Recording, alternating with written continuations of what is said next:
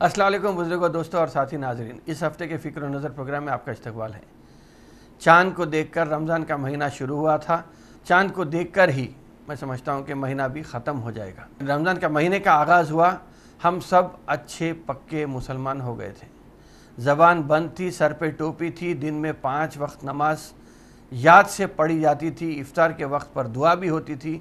अल्लाह हम सबको ऐसा ही रखे, पूरा साल ऐसा ही गुज़रे। मस्जिदों की रौनक भी बरकरार रहे, ये भी हमारी दुआ है। मुसलमान को रोज़ेदार का जो सब्र था, वो रोज़ की ज़िंदगी में भी मुसलमान को रोज़ेदार का सब्र दे दे। या अल्लाह झूठ ग़ीबत गुनाह से बचा के रख। अल्लाह इब्लीस और इब्लीस के भेस में बहुत सारे इंसान ऐसे घूम रहे हैं जो हमारा ताक़ुब कर रहे हैं, उनसे हमारी हिफाजत कर, इनके शर से हमें महफूज रख। या अल्लाह कोविड से सारी दुनिया परेशान है, सभी इंसान ख़ास कर मज़लूमीन को इस बीमारी से महफूज रख।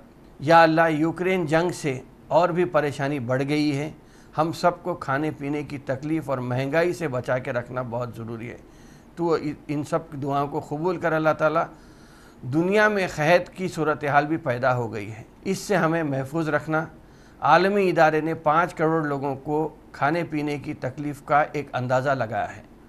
तू रज़्ज़ाक़ है, तू क़हार है, तू गनी है, हम तेरी ही इबादत करते हैं और तुझी से मदद मांगते हैं। हमको सीधे रास्ते पे चला। या अल्लाह बेरोज़गारी हमारे मुल्क में बहुत ज़्यादा बढ़ती चले जा रही है। चंद निकम्मे लोगों से मुल्क को संभाला नहीं जा रहा है और शायद इसीलिए बेरोज़गारों के हाथों में झंडे देकर उन्हें बलवाई बनाकर ऐसा भटकाया जा रहा है कि वो जुल्म व ज़्यादती की इंतहा को छूने लगे हैं। इय्याका नाबुदु व इय्याका नस्तईन। या अल्लाह तू चाहा तो अच्छे दिन भी आ सकते हैं, वरना हम बर्बाद हो जाएंगे। पेट्रोल पर कहा जा रहा है कि 50% तक टैक्स वसूल किया जा रहा है।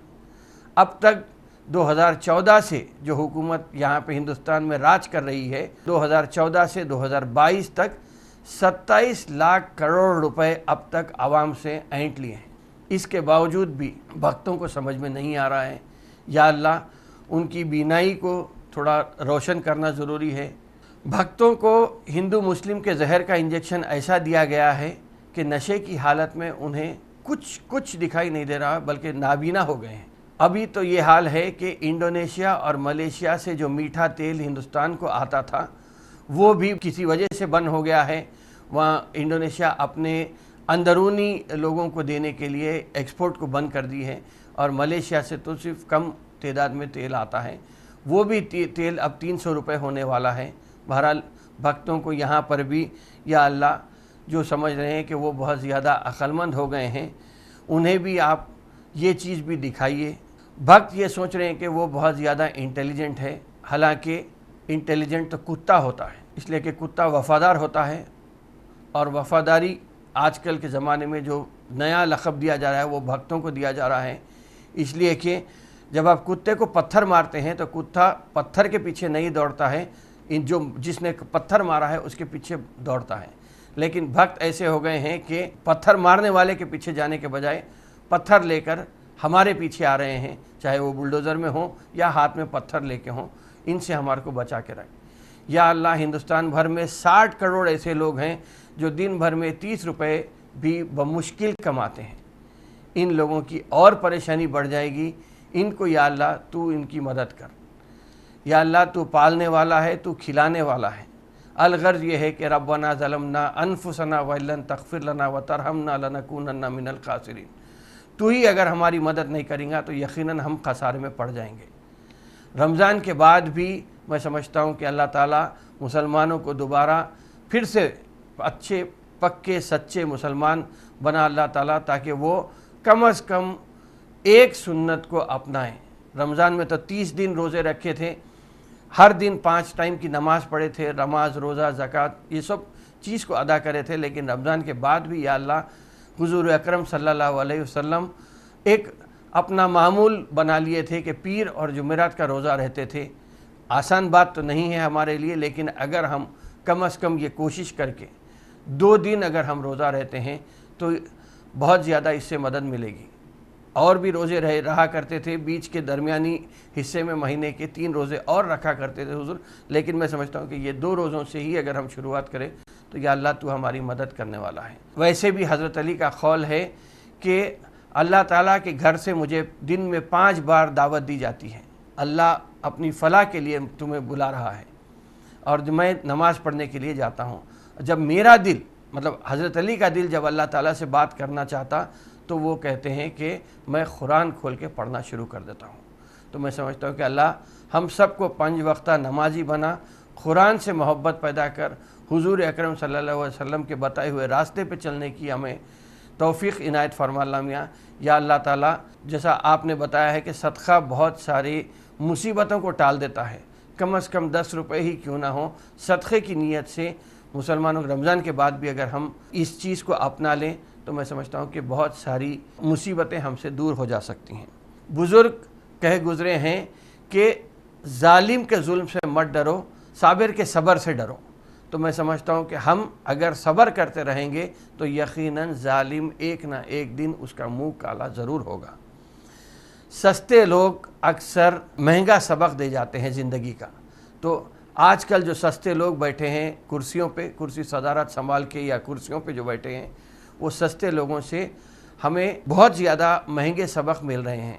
تو ہم ان سب سے بچتے ہوئے، یہ سیاسی بھکاریوں سے بچ کر، اگر ہم اپنے آپ کو صحیح انداز میں ایک اچھے پکے سچے مسلمان جو جھوٹ گناہ غیبت ہر چیز سے دور پاک رہتا ہے اور اپنے بات کی پابند اگر رہتے ہیں، تو ایسے مسلمان اگر ہم بن سکتے ہیں تو میں سمجھتا ہوں کہ جو زہر آلود ماحول فی الوقت پورے ہندوستان میں پھیلا ہوا ہے، اس سے بچنے کا ایک ہی راستہ ہے کہ ہم صبر کا دامن تھامے رکھیں، اپنی زبان پر قابو رکھیں، اور بجائے سیاسی لوگوں کے بہکاوے میں آ کے کچھ کرنے کے یا جذبات میں ہم کچھ کرنے کے، اس سے بچ کر اگر ہماری جو ذمہ داری ہوتی ہے، اس لیے کہ اب تک جو ہو رہا تھا موب لنچنگ کے طور پہ نوجوانوں کو نشانہ بنایا جا رہا تھا، اب حجاب حلال اس قسم سے کہیں نہ کہیں مسلم لڑکیوں کو ٹارگٹ کیا جا رہا ہے، اور حلال کے نام پہ یا جہاں کہیں بھی الیکشن ہے وہاں پہ حلال کے نام لے کر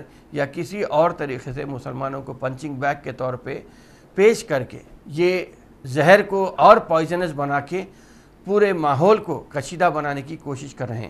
جبکہ یہ بھی ہے کہ کشیدہ ماحول میں نہ آپ سکون سے رہ سکتے ہیں، نہ ہم سکون سے رہ سکتے ہیں، نہ کوئی اور سکون سے رہ سکتا ہے۔ تو اللہ تعالیٰ ہمارے کو اشرف المخلوقات بنائے ہیں، عقل سلیم دیا ہے۔ میں سمجھتا ہوں کہ ہم اس کا بہتر استعمال کر کے اپنی زندگی کو رمضان کے بعد بھی، رمضان میں جس طرح ہم تھے اسی طرح کے 11 مہینے بھی اگر ہم گزار لیں گے تو میں سمجھتا ہوں کہ زہر کے گھنے بادل چوطرف پھیلے ہوئے ہمارے وہ بھی ختم ہو جائیں گے۔ رمضان کے بعد بھی جس طرح اللہ تعالیٰ نے 5 وقت کی نماز کا وقت مقرر کیا ہے، میں سمجھتا ہوں کہ جمعے کے دن سورہ کہف پڑھنے کی کافی فضیلت ہے۔ اس کے ساتھ ساتھ درود شریف کی تلاوت ہمیں بہت سارے چیزوں سے بچاتی ہے۔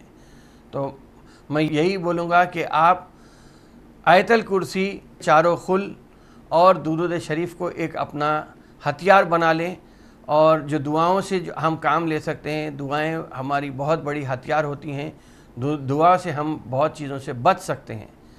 جس طرح میں نے پچھلے پروگرام میں کہا تھا کہ صدر شعبہ فارسی تنویر خدا نمائی نے بھی ایک دعائے حفظ البحر کو دن میں 3 بار پڑھنے کی ایک ہدایت دی تھی، ایک نیوز انہوں نے دی تھی۔ میں سمجھتا ہوں کہ حفظ البحر کے فوائد اور اہمیت کو اگر ہم جان لیں گے تو میں سمجھتا ہوں کہ اس کو بھی ہم ایک عمل، روزانہ کا عمل بنا سکتے ہیں۔ عمل کا وقت بہت ضروری ہے کہ ہم کم از کم 1 ورق قرآن شریف کا روزانہ، اگرچہ کہ اگر آپ عربی میں نہیں پڑھتے ہیں تو اردو میں پڑھیے، تاکہ سمجھ کر پڑھنے سے بہت زیادہ فائدہ ہوتا ہے۔